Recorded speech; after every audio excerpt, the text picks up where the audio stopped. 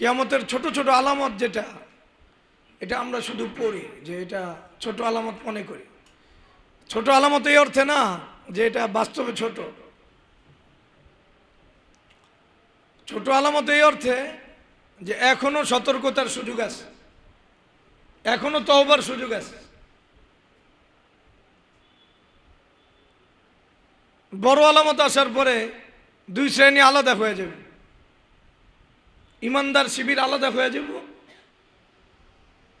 আর মুসলিম নামধারী যাদের ভিতরে নেফাক আছে তারা আলাদা হয়ে যাবে। তখন আর সুযোগ থাকবে না। এরপরে মানুষ কিয়ামতের দিকে আগাবে। সুগ্রার অর্থ এটা না যেটা ছোট আলামত,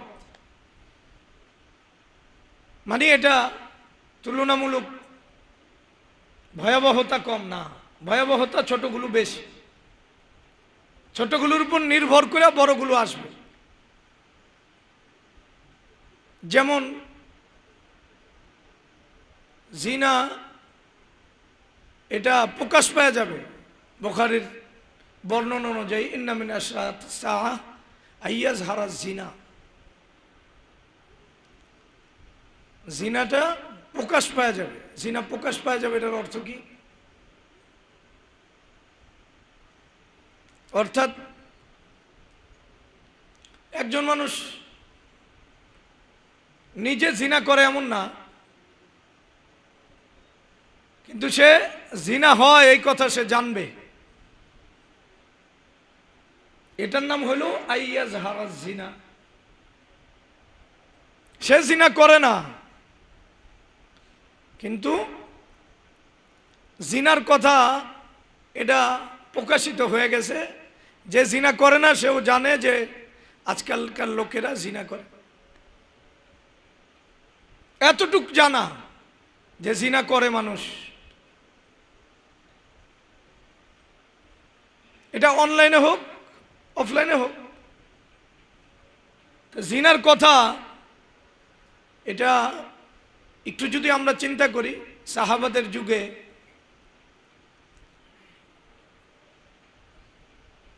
এবং ইসলামী যখন শাসন ব্যবস্থা ছিল, তখন কেউ জিনা করবে এটা যদি সামনে চলে আসে, তাহলে তার দুনিয়াতে থাকার সুযোগ থাকে?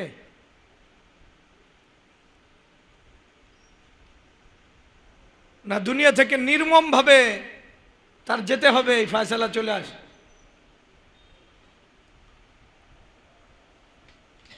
তাহলে জিনার যে বিষয়, এই বিষয়টা মানুষের কাছে জানাজানি হবে, এটার সুযোগ সাহাবাদের যুগে ছিল না, ইসলামী রাষ্ট্র ব্যবস্থা ছিল না, সম্ভবই না যে জিনার বিষয়টা মানুষের কাছে জানাজানি হয়ে যাবে। এটা তো সম্ভবই না যে মানুষ ব্যাপক আকারে জিনা করবে আর মানুষ জানে তারা জিনা করে। ওপেন অবিবাহিত নারী পুরুষ একসাথে হাতে হাত মিলে হাঁটবে, এটা কি বোঝা? ওপেন জিনার যত দৃশ্য আছে এটা ইন্ডিকেট করে না? স্কুল, কলেজ, ইউনিভার্সিটি, রাস্তা, হোটেল, দোকান, শপিং মল, সবগুলোতে এই কথা স্পষ্ট যে জিনা ব্যাপক আকার ধারণ করছে। তার মানে আমার ভিতরে কিন্তু ওই ভয় আসে নাই। রাসূলুল্লাহ সাল্লাল্লাহু আলাইহি ওয়াসাল্লাম এটা বলে গেছেন যে একদিন জিনার কথা মানুষও জানবে যে জিনা হয়। জিনা করা লাগবো না, তাহলে ওই যুগটা, এটা আল্লাহ তাআলা পৃথিবীকে উল্টা দেওয়ার যুগ, পৃথিবী ধ্বংস করার যুগ। একজন ইমানদার যদি আল্লাহর ভয় থাকে আর জিনা হয় এটা সে জানে, আর তার দিল কাঁপবে না, সে ইমানদার হয় কি করে? তাহলে কিয়ামতের ছোট আলামত মানে এটারে তুচ্ছ করার সুযোগ নাই। এটাই হলো মূল আলামতের ভূমিকা। এটা তওবার সুযোগ, এটা নিজেকে আল্লাহর সাথে যুক্ত করার সুযোগ। ইকতারাবা লিন-নাস হিসাবুহুম ওয়া হুম ফি গাফলাতিন মুরিদুন, মানে হিসাব নিকাশের সময় চলে আসছে, আমরা এখনো গাফেল। আমাদের দিলের ভিতরে কোনো ভাবনাই নাই, কোনো পেরেশানি নাই। আমরা খাইতেছি পড়তেছি এই জমিনে, কিন্তু এই জমিনে আশেপাশে জিনা ব্যাপক আকার ধারণ করছে। আমার তো প্রত্যেক কদমে এই ভয় থাকা দরকার, যে কোনো সময় আল্লাহর আযাব আমার উপরে পড়তে পারে। আমার এই দুনিয়াটা আমার কাছে কেমনে প্রিয় মনে হয়। একজন ইমানদার ভয় পায় না কেন? যে আল্লাহ রাসূল সাল্লাল্লাহু আলাইহি ওয়াসাল্লাম বলছেন একদিন এমন ঘটনা ঘটবে, সাহাবাদের কাছে এটা কল্পনার মতো ছিল না যে জিনা করবে, আবার জিনার কথা এক বন্ধু আরেক বন্ধুর সাথে গল্প করবে, জিনার ভিডিওগুলো দেখবে, আবার এটা তার জীবনের নেশা হবে, এটার জন্য সে মোবাইল কিনবে, এটার জন্য আয়োজন করবে, এটার জন্য সে ঘুরতে যাবে, এটার জন্য স্কুল কলেজ প্রস্তুত হবে, এর জন্য বাংলাদেশের সব নেতারা এটাকে মামুলি মনে করবে। বড় লোকরা ঘুরতে যাবে, সিঙ্গাপুর যাবে, তাদের কাছে এটা একবারে একবারে স্বাভাবিক একটা বস্তু হবে। আর আমি দুনিয়াতে বেঁচে থাকবো, এটা কেমনে সম্ভব? এটা তো সম্ভব না। এই হাদিসগুলো আমরা এইভাবেই পড়ি যে কিয়ামতের একটা আলামত হলো আইয়া ঝারা জিনা। আলামত মানে কি? যে পৃথিবী আর থাকার উপযুক্ত না, তোমার উপর যে কোনো মুহূর্তে একবারে আল্লাহর সবচেয়ে ক্রোধের যেই মানে অবস্থান, এটা চলে আসছে। কিয়ামত আল্লাহ খুশি হয়ে দিবেন, খুশি হয়ে দিবেন আন্তরিকতার সাথে, না চূড়ান্ত নারাজ হয়ে দিবেন? তাহলে এই চূড়ান্ত নারাজির ঘটনা আমার আশেপাশে ঘটতেছে। এমনকি অনেকের ফ্যামিলিতে ফ্যামিলি মেম্বাররা জিনা করতেছে, সে জানতেছে, সে তার সাথে খানা খাইতেছে, তার সাথে ঘুমাইতেছে, বাবা জানতেছে তার মেয়ে জিনা করতেছে, ভাই জানতেছে আমার ভাই জিনা করে সহযোগিতা করতেছে, বোন জানতেছে আমার বোন জিনা করতেছে, টিচার জানতেছে তার ছাত্রছাত্রীরা জিনা করতেছে, তাদের কাছে কোনো পেরেশানি নাই। ইকতারাবা লিন-নাসি হিসাবুহুম ওয়া হুম ফি গাফলাতিন মু'রিদুন। যে মানুষের কাছে হিসাব নিকাশের সময় চলে আসছে আর তারা একেবারেই উদাসীন, তার ভিতরে কোনো ভাবান্তরই নাই, এটা কিন্তু চলে আসছে। এটা সাহাবাদের হলে কল্পনা করা যাইত। সাহাবারা কিয়ামতের আলামত কেমন ভয় পাইতেন। আমরা যদি হাদিস দেখি, মদিনা একটা আওয়াজ হয়েছে, এই আওয়াজে সব সাহাবারা ভীত সন্ত্রস্ত হয়ে গেছে, কি হয়েছে? অথচ আল্লাহ রাসূল সাল্লাল্লাহু আলাইহি ওয়াসাল্লাম দুনিয়াতে থাকতে এই পৃথিবী ধ্বংস হবে, এটার কোনো সম্ভাবনা আছে? তাদের ভিতরে কিয়ামতের এমন ভয়। দাজ্জালের আলোচনা আল্লাহ রাসূল সাল্লাল্লাহু কাছ থেকে সাহাবা কেরাম শুনছেন, তারা কত পেরেশান ছিলেন। অথচ আল্লাহ রাসূল সাল্লাল্লাহু আলাইহি ওয়াসাল্লাম থাকাকালীন দাজ্জাল আইব, তারপরও ভয়ের অবস্থান এটা। আর আমাদের ভিতরে আমি বুঝাইলাম যে কিয়ামতের আলামতের সুগ্রামানি, এটার ভাবার সুযোগ নাই যে এটা ছোট, বড়টা আইতেছে না। বড়টা আসার পরে প্রস্তুতির সময় নাই, তখন শিবির আলাদা হয়ে যাবে। এখনো আমার প্রস্তুতির সময় আছে, কিন্তু প্রস্তুতি মানে কি? প্রস্তুতি মানে হলো নিজের ভিতরে এই ভয় জাগ্রত হওয়া, না জানি আমার উপর আল্লাহর আযাব চলে আসে, চলে আসে।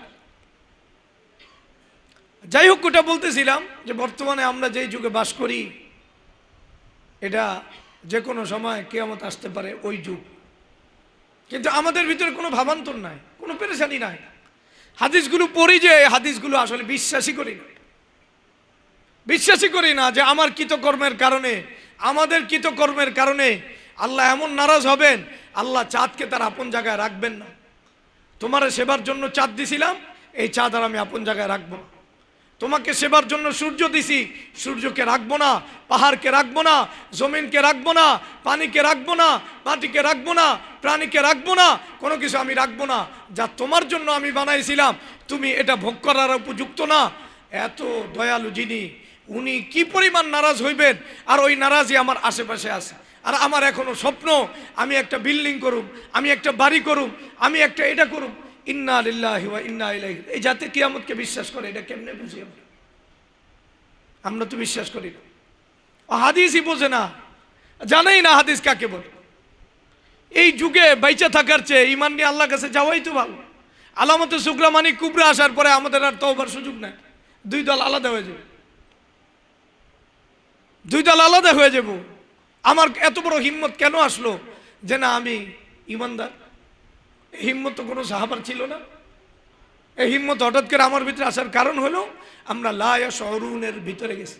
ফি কুলুবিহিম মারাদুন ফাযাদাহুমুল্লাহু মারাদা। আমাদের রোগ দিন দিন বাড়তেছে, আল্লাহর ভয় দিন দিন আমাদের দিল থেকে কমতেছে।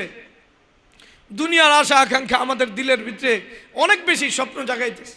শয়তান আমাদের ব্যাপারে যে প্ল্যান নিতেছে আমাদের উপর যাতে কিয়ামত হয়, আল্লাহর আসল ক্রোধ যেন আমাদের উপরে পড়ে, আমরা ওটার প্রতি পরিপূর্ণভাবে প্রস্তুতি নিয়ে আগাইতেছি শয়তানের স্বপ্নকে বাস্তবায়ন করতেছি। কিয়ামতের আমি আসলে নিশ্চিত আলামত তো এটা বললাম একটা, যে জিনার কথাটা জানাজানি হয়েছে, যে মানুষ জিনা করে, এটা মানুষ জানি না যাবে, তাহলে এই দুনিয়াতে আমার থাকার মতো অবস্থান নাই। আরো অনেক কথা ওই আলামত নিয়ে আলোচনা করার উদ্দেশ্য না, বুঝানো দরকার যে কিয়ামতের সুগ্রা মানি এটাই আসল, এটাই আমার প্রস্তুতির লাস্ট মোমেন্ট, সর্বশেষ সময়, আর সময় না। আমরা কি এটাকে লাস্ট সময় মনে করতেছি?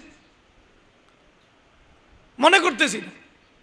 আজকে ভূমিকম্প হয়েছে, এটা কিয়ামতের আলামত হিসাবে রাসূলুল্লাহ সাল্লাল্লাহু আলাইহি ওয়াসাল্লাম সাহাবাদের যুগে আসলে আল্লাহ রাসূল সাল্লাল্লাহু আলাইহি ওয়াসাল্লাম একটু ঝড় দেখলে, একটু তুফান দেখলে কি করতো, কত পেরেশান হইতো, একবারে আল্লাহর দিকে রুজু হইতো। একটু চাঁদ আর সূর্য গ্রহণ লাগলে এত লম্বা নামাজ পড়তেন, একবারে চাঁদ সূর্য গ্রহণ শেষ করার আগেই নামাজ পড়তেন, এত লম্বা, রুকুর পর রুকু, সেজদার পর সেজদা দিতেই থাকতেন। এমনকি আমাদের উম্মাহাতুল মুমিনিনরাও এই নামাজে শরীক হতেন, কেউ কেউ বেহুশ হয়ে যেত, এত লম্বা নামাজ। বুখারীর বর্ণনা আছে, বেহুশ হয়ে যেতেন এত লম্বা নামাজের কারণে। শুধু নামাজ না, ভয় নামাজ দোনোটা একসাথে জমা হইত। হায় হায়, আমাদের উপর কিয়ামত হয়ে যাব, আল্লাহ কি নারাজ হয়ে গেল, পৃথিবীর যেই গতি, এই গতিটা আগের মতো চলতেছে না, হঠাৎ করে সূর্যগ্রহণ হয়ে গেছে। তারা পেরেশান হয়ে যাইতে। বুখারীর বর্ণনা যে উম্মাহাতুল মুমিনিন বেহুশ হয়ে গেছে। আর আমরা এখন এত বড় বড় আলামত আমাদের ভিতরে, বেহুশ হবো তো দূরের কথা, আমাদের অন্যায় অপরাধের ফিরিস্তি আরো বাড়তেছে, আমাদের গাফলতি আরো বাড়তেছে। আমরা বুঝি কিয়ামত বিশ্বাস করি, অথচ পবিত্র কোরআনে সবচেয়ে ভয়ঙ্কর আলোচনার একটা আলোচনা কি কিয়ামত। আল্লাহ এই কিয়ামতের আলোচনা যতগুলো নাম দিছে, এই নামগুলো এত ভয়ঙ্কর নাম, আপনি আশ্চর্য হয়ে যাবেন।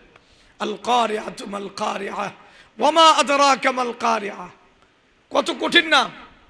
এরপরে আল্লাহ আবার পরিচয় দিয়েছেন, ওটা আমার মূল আলোচনা বিষয়। আমি বলতেছিলাম যে কিয়ামতের অনুভূতি নাই, যাদের উপর কিয়ামত হবে এদের অনুভূতি নাই। ইয়া আইয়ুহান নাসু তাকু রাব্বাকুম ইন্না জালজালাতাস সাআতি শাইউন আযীম। কোরআনে শাইউন আযীম বলছে এটাকে। ইয়াওমা তারাউনাহা তাযহালু কুল্লু মুরদিআতিন আম্মা আরদাআত ওয়া তাদাউ কুল্লু যাতি হামলিন হামলাহা ওয়া তারান নাসা সুকারা ওয়া মা হুম বিসুকারা ওয়ালাকিন্না আযাবাল্লাহি শাদীদ।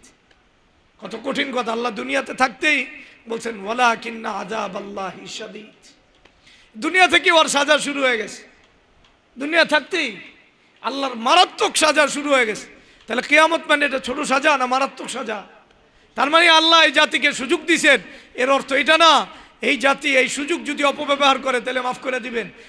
পূর্বের জাতি যদি আমি বললাম 1000 ভাগের 1 ভাগ অপরাধ করছে, আল্লাহ তাদের ধ্বংস করছেন, কিন্তু এই জাতির জন্য আল্লাহ কিয়ামত ঘটাবেন না। এই জাতির অপরাধ এই পর্যায়ে যাবে, আল্লাহ চাঁদ সূর্য আর আপন জায়গায় রাখবেন, এত নারাজ হবেন এই জাতি। এরপরে এই জাতির উপর কিয়ামত হবে, কারণ এই জাতি সবচেয়ে নিকৃষ্ট জাতি, যেইভাবে সবচেয়ে উন্নত। আর দ্বিতীয় আরেকটা অপশন বেরোবে, এই জাতি সবচেয়ে নিম্ন। লা তাকুমুস সাআহ ইল্লা আলা শিরারিল খালক। এজন্য কিয়ামতের ব্যাপারে সতর্ক হওয়া দরকার। অনেক সময় হাদিসের ব্যাখ্যা করতে ভয় লাগে, মানুষ ওটার এই মনে করে বাস্তবতা হতে পারে, নাও হতে পারে। হাদিসের ব্যাখ্যা এইভাবেই বলা দরকার। যেমন সৌদি আরব আব্রাহাম চুক্তির ব্যাপারে রাজি হয়ে গেছে। কি চুক্তির ব্যাপারে? আব্রাহাম চুক্তি। এটা খ্রিস্টান আর বাহ্যিকভাবে মুসলমানদের সাথে একটা চুক্তি। কাদের কথা বলো? খ্রিস্টান মুসলমানদের সাথে। খ্রিস্টান মানে আমেরিকা। আমেরিকা যেই চুক্তির জন্য সৌদি আরবের সাথে এতদিন ধরে সম্পর্ক ঠিক রাখছে, ওই চুক্তি।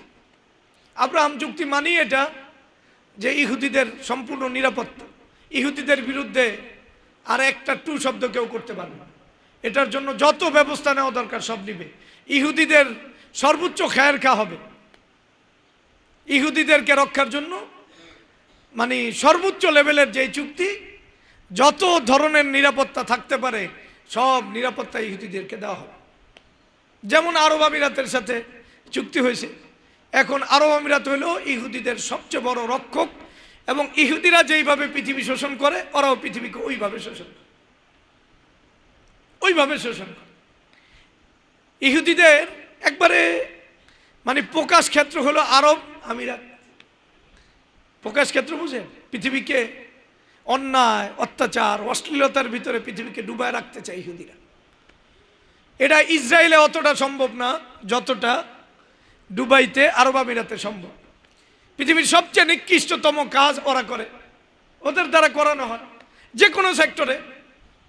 তাহলে ইহুদিরা যেটা করাইতে চায় এই সবগুলো কাজ ইসরায়েলে করা সম্ভব না, এটা আরবে করাইতেছে। যে আরবকে আল্লাহ পবিত্র রাখতে বলছে, ওই আরবকে সবচেয়ে বেশি অপবিত্র করার জন্য যে চুক্তি, ওই চুক্তির নাম হলো আব্রাহাম চুক্তি। আপনার কি মনে হয় দুবাইয়ের চেয়ে খারাপ কাজ পৃথিবীর অন্য কোথাও হয়? যে কোনো দিক থেকে সম্ভব? সম্ভব। ঠিক সৌদি আরবে দুবাই থেকে আরো উন্নত হবে, ওই প্রজেক্ট তারা নিছে। এটা আব্রাহাম চুক্তি ছাড়া সম্ভব না। ওটার প্রতি মোহাম্মদ বিন সালমান মোটামুটি দিয়েছে, হয়তো শর্ত সারায়াত দিবে। দুর্বলের শর্ত সারায়াত কখনোই টিকে না দুনিয়াতে। কার টিকে না? দুর্বলের শর্ত সারায়াত কি করে না? যুগে যুগে খ্রিস্টানদের সাথে, ইহুদিদের সাথে, মুশরিকদের সাথে মুসলমানদের যত চুক্তি হয়েছে, তখন কোনো চুক্তি, যখন খ্রিস্টানরা, ইহুদিরা, মুশরিকরা শক্তিশালী ছিল, মুসলমানদের কোনো চুক্তি তারা কি করে না। কাইফা ইয়াকুনু লিল মুশরিকিনা আহদুন ইনদাল্লাহি ওয়া ইনদা রাসূলি, কোনো চুক্তি টিকতে পারে না। কাইফা ওয়া ইয়াজহারু আলাইকুম লা ইয়ারকুবু ফীকুম ইল্লা ওয়ালা জিম্মাহ ইউরদুনাকুম বিআফওয়াহিহিম ওয়া তাবা কুলুবুহুম ওয়া আকসারুহুম ফাসিকুন ইশতারাউ বিআয়াতিল্লাহি সামানান কালীলান ফাসাদ্দু আন সাবিলিহি ইন্নাহুম সাআ মা কানু ইয়ামালুন লা ইয়ারকুবুনা ফী মুমিনিন ইল্লা ওয়ালা জিম্মাহ উলাইকা হুমুল মুতাদুন। এত স্পষ্ট কথা, কোরআনের কথা। কোরআন এইভাবে কথাগুলো সেটিং করে যেটা সব জায়গায় সর্বযুগে এটা একবারে ওইভাবেই ফিট খাবে। যখন কোরআন নাজিল হয়েছে ওই সময় যেইভাবে ফিট খাইছে, কিয়ামত পর্যন্ত ওইভাবে কথাগুলো ফিট খায়। আল্লাহ বলতেছেন কাইফা ওয়া ইয়াজহারু আলাইকুম লা ইয়ারকুবু ফীকুম ইল্লা ওয়ালা জিম্মাহ। তারা যদি তোমাদের উপর বিজয় হয়, তাহলে কোনো চুক্তি, কোনো বন্ধন তারা খেয়াল করবে না, কোনোদিন করেও না। স্পেনেও করে না, বাইতুল মাকদিসেও করে না, এই আরব, নব্য আরবেও করে না, পৃথিবীর কোথাও চুক্তি ঠিক করে না। নতুন যে ফিলিস্তিনের সাথে চুক্তি হয়েছে, এই চুক্তিও তারা ঠিক রাখছে? কথা বলেন, রাখছে? তাহলে কোরআনের আয়াত কি বলে? চুক্তি ঠিক থাকবো? আমরা এত খবর রাখবার পরে তো দরকারই নাই। কোরআনের আয়াত দ্বারাই তো বোঝা যায় কোন চুক্তি ঠিকবে, কোনটা ঠিকবে। কাইফা ওয়া ইয়াজহারু, এটা তো অসম্ভব কথা। যদি তারা গালেব থাকে, কখনোই তোমাদের কোনো চুক্তি তারা লক্ষ্য করবে না। এজন্য হয় শাহাদা, নাহলে চুক্তির পিছনে যাওয়ার কোনো সুযোগ নেই। ওরা চুক্তি রক্ষা করবে না যদি তারা গালেব। এরপরে আল্লাহ আরো কঠিন করে বলছেন, লা ইয়ারকুবুনা ফী মুমিনিন ইল্লা ওয়ালা জিম্মাহ। একজন ইমানদারের ব্যাপারেও তারা চুক্তি ঠিক রাখবে না। একটা পুরা ইমানদার জাতি, ওটা তো দূরের কথা, একজন ইমানদারের ব্যাপারেও তারা চুক্তি ঠিক রাখবে না। তো যাই হোক, যেই কথা বলতেছিলাম, আল্লাহ তাআলা আমাদেরকে মাফ করুক। আব্রাহাম যে চুক্তি, এই চুক্তি সৌদি আরবে গেলে গা মানে মক্কা আর মদিনা ইহুদিদের অধীনে চলে গেল। ক্লিয়ার কথা, এর বাইরে অন্য কোনো মেসেজ নাই। তাহলে কিয়ামত হইতে কোনো কিছু বাকি নাই, কিন্তু আশা আছে। কি আছে? হাদিস দেখলে বোঝা যায়, জাহেরিভাবে মুসলমানদের সাথে খ্রিস্টানদের চুক্তি হবে। ওটা মুসলমানরা মনে করবে এটা মুসলমানদের বিজয়, আর খ্রিস্টানরা মনে করবে কি খ্রিস্টানদের বিজয়। এটা আপনি দেখেন, চুক্তি একটা যুদ্ধের পাঠ। কিসের পাঠ? যুদ্ধের পাঠ। এটা মনে রাখতে হইব। এটা অনেক দিন ধরে যুদ্ধ চলতেছে। এই যুদ্ধে হয়তো সৌদি আরবের ওলামায়ে কেরাম আস্তে আস্তে মোহাম্মদ বিন সালমানের এটা বিশাল বড় অবদান। কারণ এই চুক্তির আগে আরো অনেক কথাবার্তা আছে। সৌদি আরবে আমেরিকানরা একবারে ন্যাটোর পরে দ্বিতীয় জায়গায় রাখার একটা ঘোষণা দিব, নিরাপত্তা দিব। এটা একটা সৌদি আরব একটু মাথা তুলা দাঁড়ানোর জন্য, নিজস্ব প্রযুক্তি উৎপাদন করার জন্য, অস্ত্রাগার তৈরির জন্য, গবেষণা তৈরির জন্য একটা রাস্তা তৈরি হল।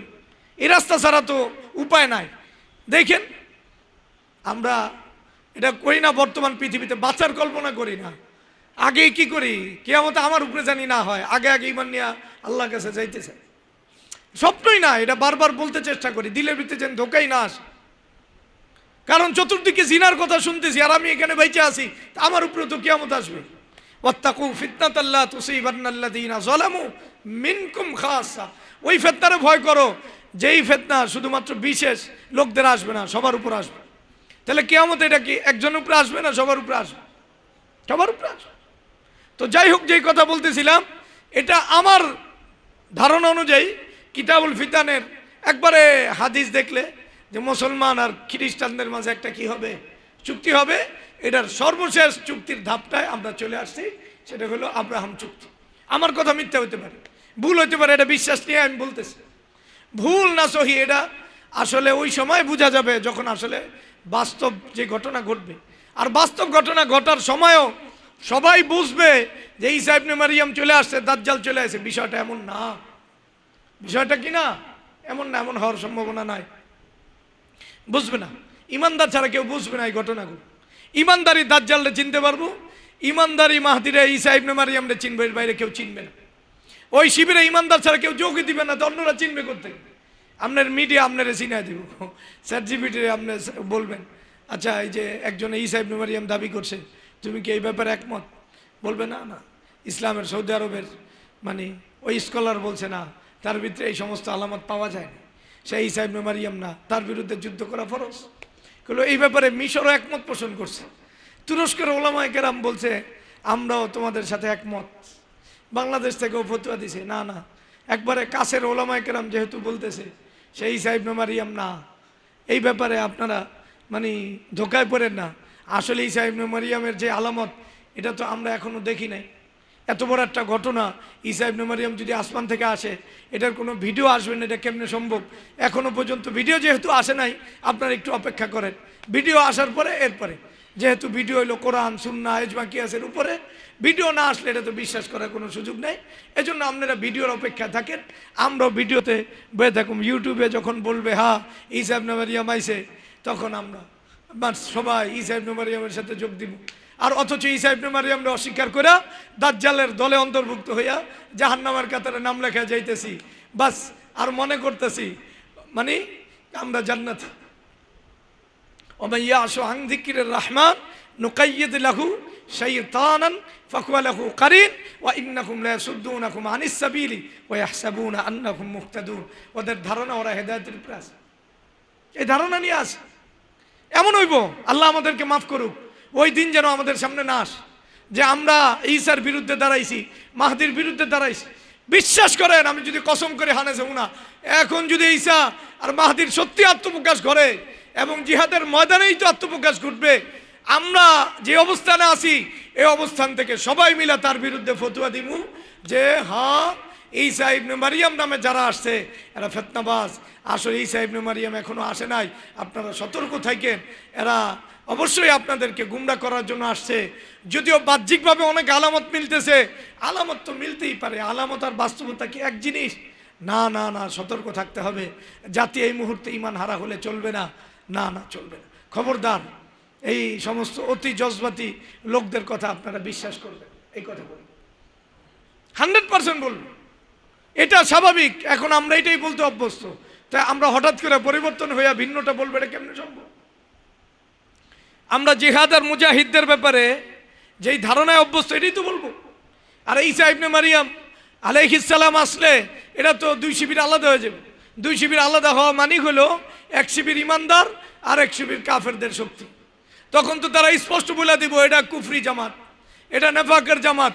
তখন কবো খাইছে এরা তো খারিজি, 100% এই কথা বলে দেওয়া, ওরা কি খারিজি। খবরদার খারিজিদের পাল্লায় পড়েন না, তাহলে বিপদে পড়বে।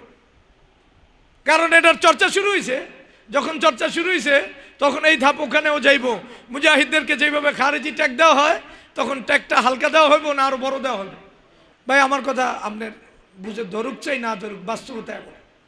বাস্তবতা কি এমনই। এজন্য যখন ঈসা ইবনে মারিয়াম আসবে, ব্যাপারটা এমন না ইউটিউবে ছবি, একজন লোক আইসা নামতেছে, হয়তো দেখা যাবে এমন একটা ভিডিও এআই দিয়ে ঈসা ইবনে মারিয়ামের মতো একজনের নামানো একবারে কতটা কঠিন হবে বলে? অনেক কঠিন। কথা বলেন, একবারে পুরা এআই সবার কাছে, চোখে চোখে এআই, আর সবার চোখে চোখে ঈসা ইবনে মারিয়ামরে দেখতেছে। আর সব খ্রিস্টানরা ওই ঈসা ইবনে মারিয়ামরে মানতেছে, ইহুদিরা ওই ঈসা ইবনে মারিয়ামরে মানতেছে, লগে আমরাও মানতেছে, আর ওরা সাপ্লাই দিতেছে।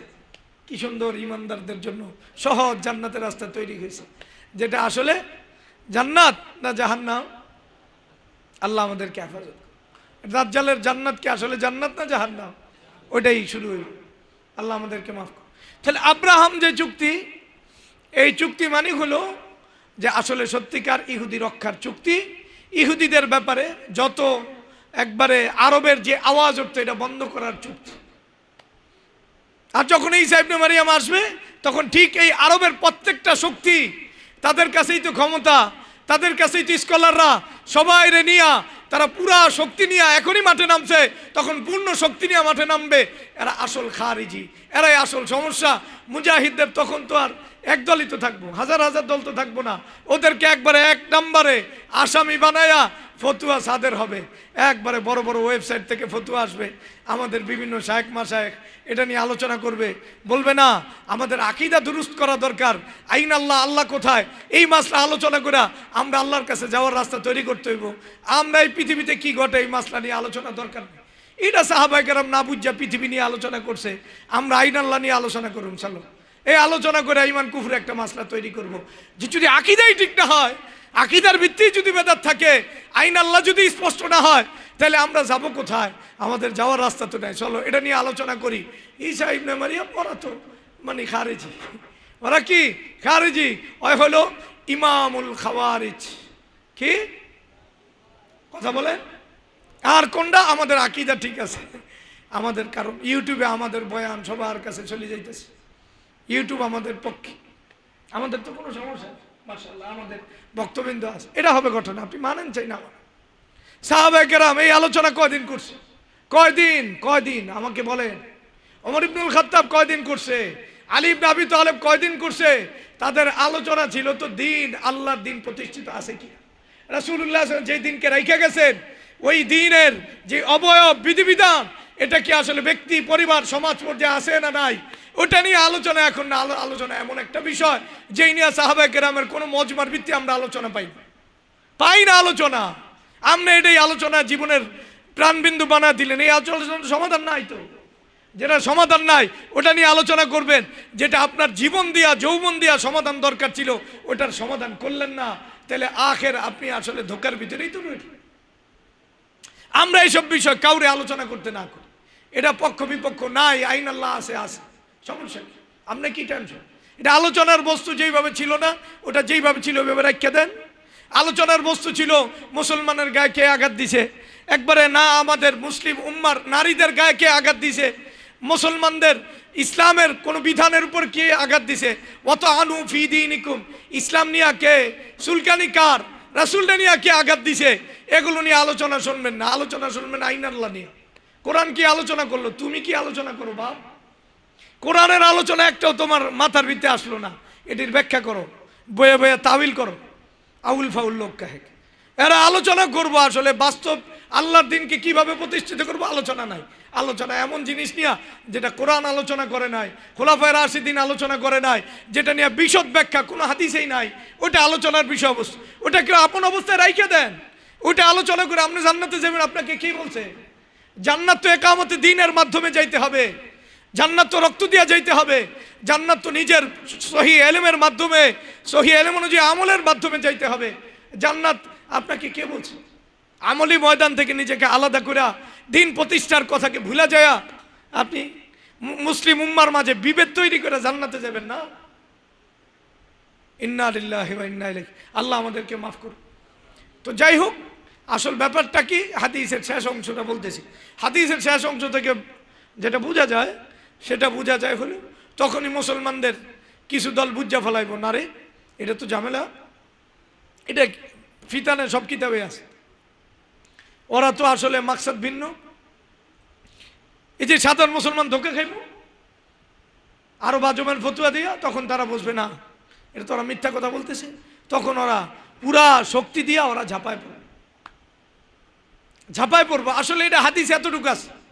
আর পৃথিবীর আপনি যদি একটু অবস্থা দেখেন, আল্লাহ তো দিন ঘুরাইতে থাকে, দিন একটা পর্যায়ে যায় বিপরীতমুখী যাইতে যাইতে একবারে 180 ডিগ্রি জায়গা এবং ঠিক 180 ডিগ্রির ওই পার থেকে ঘুরে আসবে। এটা হলো আল্লাহ তাআলা ঘুরায়। ওয়া তিলকাল আইয়ামু নুদাবিলুহা বাইনান নাস ওয়া মা ইয়াকিলুহা ইল্লাল আলিমুন। যাদের সত্যিকার আল্লাহর মারিফত আছে সে বোঝে, সবাই বোঝে এটা আর ঘোরা সম্ভব না যে আল্লাহকে চিনে। আল্লাহর কুদরত ওই জায়গা থেকেই শুরু হয় যেখানে সবাই মনে করে হবে না, ওখানেই আল্লাহ শুরু করে হওয়া। যেখানে সবাই মনে করছে শেখ হাসিনার পতন সম্ভব না, আল্লাহ কেনা এইভাবেই সম্ভব। একবার 180 ডিগ্রি ঘুরে গেছে, সবার কাছে বিশ্বাস জন্ম নিছে না না না এটা আর ঘুরবে না, তখনই আল্লাহ পুরা একবারে উল্টায় দিস। এইভাবেই ওমা ইয়াকিলুহা ইল্লাল আলিমুন। পরে কিছু মাস্টার মাইন্ড তৈরি হয়েছে, পরে কিছু কি তৈরি হয়েছে, মাস্টার মাইন্ড। আল্লাহর কৃতিত্ব মাথার উপর নেওয়ার জন্য কিছু মাস্টার মাইন্ড তৈরি হয়েছে। এইভাবে আমরা একটা বুঝছি ওমা ইয়াকিলুহা ইল্লাল আলিম। ঘটনা কে ঘটাইছে? আল্লাহ। একবারে সবাই যখন মনে করে হবে না তখনই হবে। সবাই যখন দেখে অন্ধকার, সব একবারে আরব আজম সৌদি আরবও এক হয়ে গেছে, মানুষের ক্ষোভ আস্তে আস্তে জমা হইতে থাকে। ক্ষোভ কি হইতে থাকে? মুসলমানরা যখন দেখবে একবারে চতুর্দিকে মুসলমানরা নির্যাতিত হইতেছে, আর বাচ্চারা একের পর এক ইহুদি নাসারাদের পক্ষে গাইতেছে। মক্কা মুকাররমা থেকে ওই বাক্কা মানে ওই বাচ্চাদের একবারে স্তুতি গাথা হইতেছে, তাদের প্রশংসা, ইমামুল মুজাদ্দিদিন হিসাবে আসতেছে, ইসলামকে নতুন করে সাজাইতেছে, একবারে দোয়া করতেছে। একবারে হারাম শরীফের ইমাম কার জন্য? এদের জন্য দোয়া করতেছে, এদের পক্ষে কথা বলতেছে, ফতুয়া এদের পক্ষে আসতেছে না। ইমানদারদের যে আগুন, দিলের আগুন, এটা থামানো যায় না। ইমানদারদের আগুন এটা পুঞ্জীভূত হইতেছে, এটা একদিন না একদিন এটা বাস্ত হবেই হবে। মানে আমি যতই দেখতেছি একবারে মুসলমানদের জন্য আর তো কিছুই থাকলো না, আরবও পুরাপুরি ঘুরে গেল। হ্যাঁ, এটাই কিয়ামত যে একটা বাস্টের মাধ্যমে হবে, ওখান থেকেই যে ইমানদাররা এমন এক আন্দোলন তৈরি করবে, ওটাই হাদিস ইশারা দিছে। শেষে হঠাৎ করে যখন দেখবে ওরা খ্রিস্টানরা বলবে এটা কুরুশের বিজয়, আর মুসলমানরা বলবে না ইসলামের বিজয়, তখনই ঝামেলা লাগবো, তখন বুঝবো ওরা 2 নম্বর, তখন মুসলমানরা এদের বিরুদ্ধে নামবে। তাও ঘটনা আছে হাদিসে, এই খ্রিস্টানরা দাবি করবে যে তোমাদের কিছু মুসলমানদেরকে আমাদের কাছে তুলে দাও, তখন তারা বলবে না আমরা আমাদের ভাইদেরকে তোমাদের কাছে তুলে দিতে পারবো না, এই কারণে যে যুদ্ধ লাগবে। তার মানে যখন ওই যে নেককার ইমানদার আর মুজাহিদ এদেরকে তুলে দেওয়ার কথা আসবে চূড়ান্ত লেভেলে, আর তখন যাদের ভিতরে ঈমান আছে তখন তারা এই খ্রিস্টানদের বিরুদ্ধে নামা আর ইহুদিদের বিরুদ্ধে নামা একই কথা। কারণ ইহুদিদের হাত পা কে? কথা বলেন, খ্রিস্টানরা না? আমেরিকা না? আমেরিকা না থাকলে ইহুদির হাত পা বাকি থাকবে জীবনও। আমেরিকার গলা কাটা, ইহুদিদের গলা কাটা, হাত কাটা, ইহুদিদের হাত কাটা। আমরা ছোটকালে একটা রাক্ষসের গল্প পড়ছি, এটা কয়ে শেষ করে দিতেছি। কি গল্প? রাক্ষস। এক রাক্ষস আসিল এক মানে রাজ্যের ভিতরে, এটা সব মানুষে খায়া শেষ করে দিতেছে। এখন রাতের পর রাত শেষ করতেছে, এমনকি বাচ্চারাও খাইছে। লম্বা ঘটনা, বানাই করলে আরো 1 ঘন্টা কোয়া যাবে, বা 1 রাত্র কোয়া যাবে, বা 1 মাসও কোয়া যাবে। তো পরে এখন সবাই রে খেয়ে ফেলাইছে, এখন বাচ্চারাও খেয়ে ফেলাইছে। বাচ্চার ছেলে এই জাতিরে বাঁচাইতে চাইতেছে এটা থেকে, এবং জাতিকে আশ্রয় দিতে চাইতেছে। কি করবে বাচ্চার ছেলে? পরে উপায় না দেখা এক বুজুর্গের দরবারে গেছে, যা বলছে আমরা তো রাক্ষসের সাথে পারতেছি না, যত সেনাবাহিনী পাঠাইতেছি রাক্ষসের সংখ্যা তো আরো বাড়তেছে।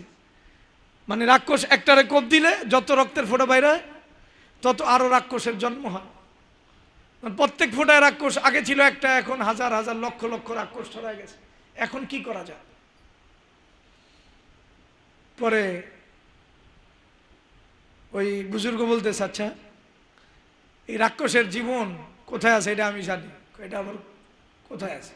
কয় তুই যদি জীবনের রিস্ক নিতে পারো তাইলে আমি তোমার বলে দিতে পারি। আচ্ছা ঠিক আছে, রিস্ক নিলাম।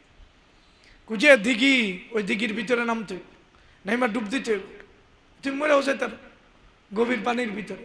ডুব দিয়ে এটার ভিতরে একটা কৌটা আছে, কৌটা উঠাইতে হবে।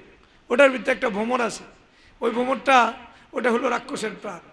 তুমি এটার একটা করে ঠ্যাং ছিড়বা, তো রাক্ষসের হাত ছিড়বো, পাও ছিড়বো। তো পরে এক ডুব দিয়া যায় ওই কোট্টাটা লইছে আইনা, এরপরে ওই কোট্টাটা নিয়েছে মতো রাক্ষস পুরা শক্তি নিয়ে ওর সামনে আসতেছে, মানে শেষ করে দিবে অবস্থা। যখন ডান হাত আগাইছে ওই একটা ঠ্যাং ছিঁড়ে দিয়েছে, তা ঠ্যাং ছিঁড়ার পরে ওই হাতটা ছিঁড়ে গেছে এটা।